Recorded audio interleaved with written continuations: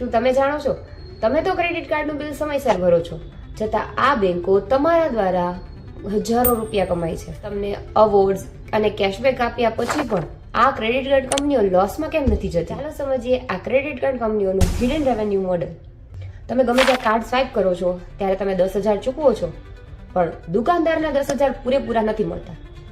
એમાંથી બેંક 2 થી 3% transaction fee તરીકે લે છે, જેને MDR કહેવાય છે. એટલે કે તમે કાર્ડ સ્વાઇપ કરો છો અને બેંકની કમાણી શરૂ થઈ જાય છે.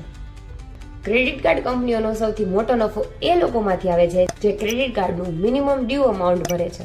ક્રેડિટ કાર્ડ પર 36 થી લઈને 48% વાર્ષિક વ્યાજ હોય છે. આ દુનિયાનું સૌથી મોંઘું દેવું છે. અને જ્યારે તમે બિલ બાકી રાખો છો ત્યારે તે એના ઉપર ચક્રવૃદ્ધિ વ્યાજ એટલે કે કમ્પાઉન્ડ ઇન્ટરેસ્ટ લગાવે છે અને તમારી પાસેથી તગડી કમાણી કરે છે. જો તમે એક દિવસ મોડું કર્યું તો લેટ પેમેન્ટ ફીસ, જો ATM માંથી પૈસા ઉપાડ્યા તો કેશ એડવાન્સ ફીસ, અને આ સિવાય વાર્ષિક ફીસ તો ખરા જ. ક્રેડિટ કાર્ડ એક જબરદસ્ત સાધન છે જો તમે એને ડિસિપ્લિન બનીને વાપરી શકો તો, પણ જો તમે લાલચમાં આવ્યા તો તમે બેંકના ATM બની જશો.